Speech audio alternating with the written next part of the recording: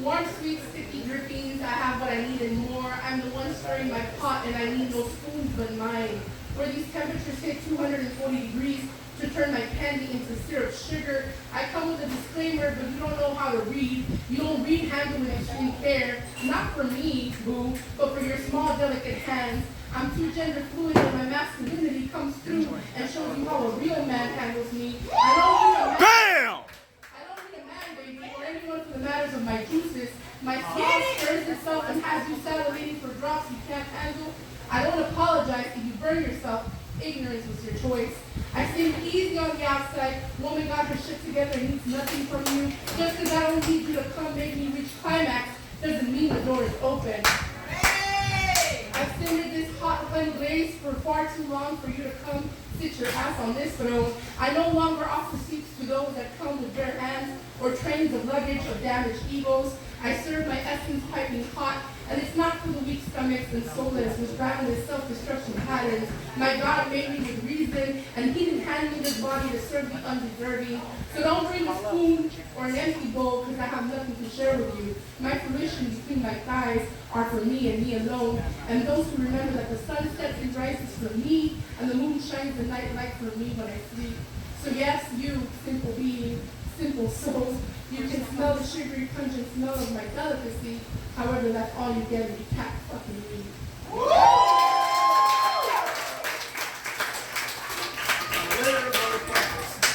And this one is my anti-love poem.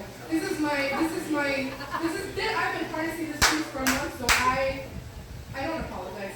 Okay. This is my anti-love poem, my big match poem, my breakup poem, my Texas, it's not you, it's me poem. I was born here, my first steps were here. Texas, we're 2.5 hours east. I find the ocean, and 2.5 hours south, I find roots. You have humid places where chopped and screwed was birthed, and places where snow falls, while having other cities where heat beyond 100 degrees. Texas, you're unlike any other state I visited or lived in. There are concrete things and notions I can't find anywhere else. Dad says everyone comes back to you. However, we need to talk. Texas, you're the essence of an abusive relationship I keep going back and forth with. You have gaslighted me, lied to me, cheated on me, raped, beat me, abandoned me, me to your favor. You're the home where I learned what it meant to be groomed and tortured. You pretend to love parts of me like being proud to be yours, able to maneuver a shotgun, my hunting skills, and my inner glory of wanting to be a housewife again one day. But when my other pieces show up, the abuse begins. I no longer hold a voice. I am community property. My body does not mean my choice. I'm in a relationship with someone who feels that if I would have been pregnant for my continuous rape from 7 to 10, the other child would have had more say than I. But your thoughts on how to protect children means nothing in contrast to protecting your words as men and your guns. I'm with someone who forgot women birthed them. I learned how it is to be unwanted, unloved, and disregarded from you. If we had our relationship on Facebook, I'd tag you every day in love memes, and you'd be that one fucking asshole having our relationship set only to your eyes. You lured me and groomed me to become what I want. I am still a defenseless 7-year-old girl raped and muted by men in the same manner you figuratively continue to try to do now. You walk in and out, you bring me in like your shoes. You have given me PTSD, fear, chills, and anxiety. Your love manipulates, and there's this pride of how Texas is its own country, and you're mine. I asked my friends that left you if they're ever coming back, and I feel sorry for them. But now I'm embarrassed because how could I want them to come back to this when you beat me behind closed doors? This is the abuse of love I've known with you. I used to scream my love for you, and now I'll just learn to keep it to myself. And though I will long for you, you will always long for others like Greg Abbott and Ted Cruz. Fuck Greg Abbott. Fuck Ted Cruz. So it's not you, it's me. I finally see you for your true colors and I'm done. You can keep all I've given you, my tears, cries, my childhood, my youth, my virginity, my constant begging. You broke into my house, but you forgot it's my temple. And if it burns down, you're coming with me. And it's the last thing I do, so that one day my daughter won't fall for your ways. And it's not Texas. It's not you, Texas. It's definitely me. This poem is called Public Service Announcement. fellas, stop dancing around the clitoris. It's right there. We have textbooks, self-help books, the internet, podcasts, YouTube, TikTok tutorials, and this poem telling you that it's right there. Stop acting like you need the Goonies and a treasure map. Stop fearing it like Medusa's cold stare at the end of an Odyssey. Go there first, man. I promise there is no Minotaur at the end of this labyrinth. It's 2022. So if you eat ass and can't find a clit, you deserve to be shot in the face by a lazy assassin. Or an ass whooping. Or an ass whooping. You deserve to have every message you send left unread.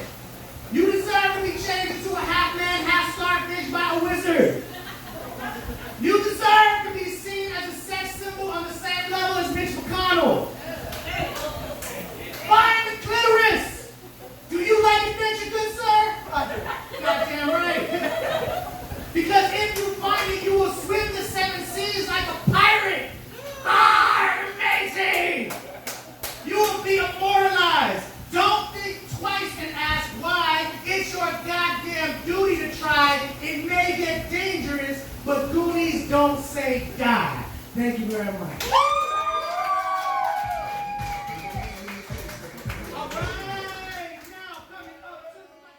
also like love adjacent.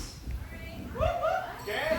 Not anti-love, but for love, like love adjacent. So that's just some context. Let's get into it. Come on. Okay.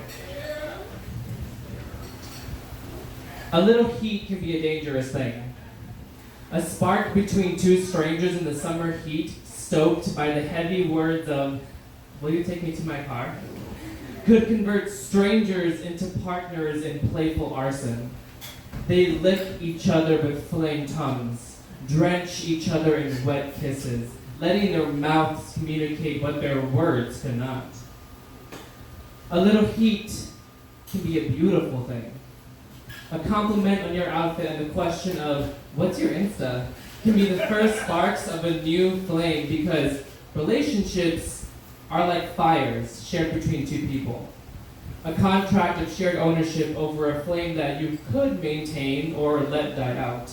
Each contract subject to its own terms. What terms do you agree to with the people in your life?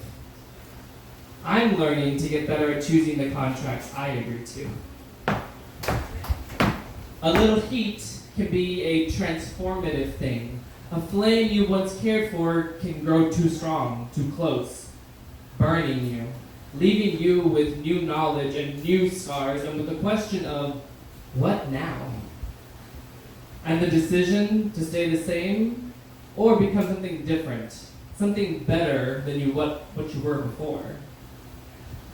A little heat is a dangerous thing. Whatever the case, just don't let it go to waste. Thanks. Shout out everybody in the crowd, shout out the bartender, shout out everybody. I love everybody in this bitch. Alright, so I got some new shit for y'all. I literally wrote it the minute I got here because I wanted to fit the theme, alright? So, here we go. How do you get the person you love to stop breaking your heart? The easy answer is stop giving it back to them.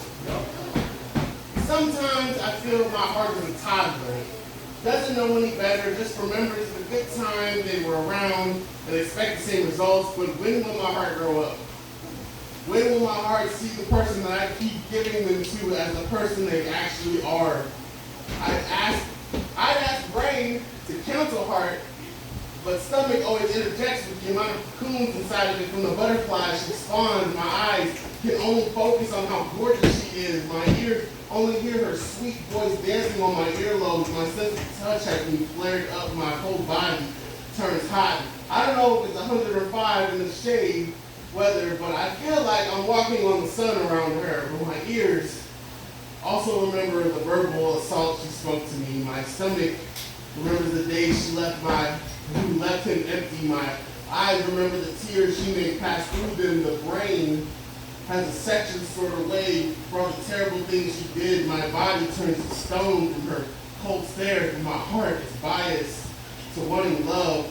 Anytime I can get it, it's just a sucker for love. I'm trying to cool it down with this watch, but it burns so hot for her. I'm just tired of her knowing how bad I need her while she uses it to her advantage. I'm tired of standing on the sidelines, waiting to be subbed in when her starting line is fucking up. When I'm in the game, I do everything to impress her. I'm dishing her cash, I'm running the court, I'm slamming it in her basket. But the next game, I'm on the sidelines again. Waiting for the next time I can get in the game, but this game is rigged. This game isn't worth playing. My heart tore their ACL. They have stitches from the scratches she left. My heart is constantly playing the flu game.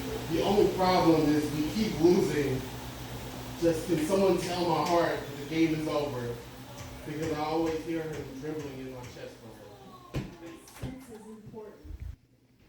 Smell is the only way to breathe deeply and know that his scent is the perfect concoction of sexy when melted into yours.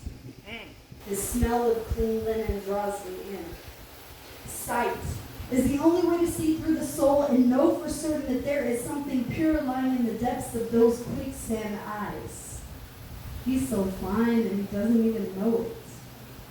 Sound is the only way to hear the vibration in his heart, know that there is a tiny flicker for me. I listen because he's an intelligent dude. Taste is the only way to develop an eclectic palate and discover your new favorite food. I wonder how sweet he tastes. But feel the touch of airbrushed skin across yours, legs touching unintentionally, the ooey gooey center of a warm lap melting like Cadbury cream when his arm touches mine. Phil is the only way to know he is base or electricity, and I feel shockwaves through my body every time he runs his hands across my body, and I know that every sense is important. But it makes no sense how I lose my senses when this man touches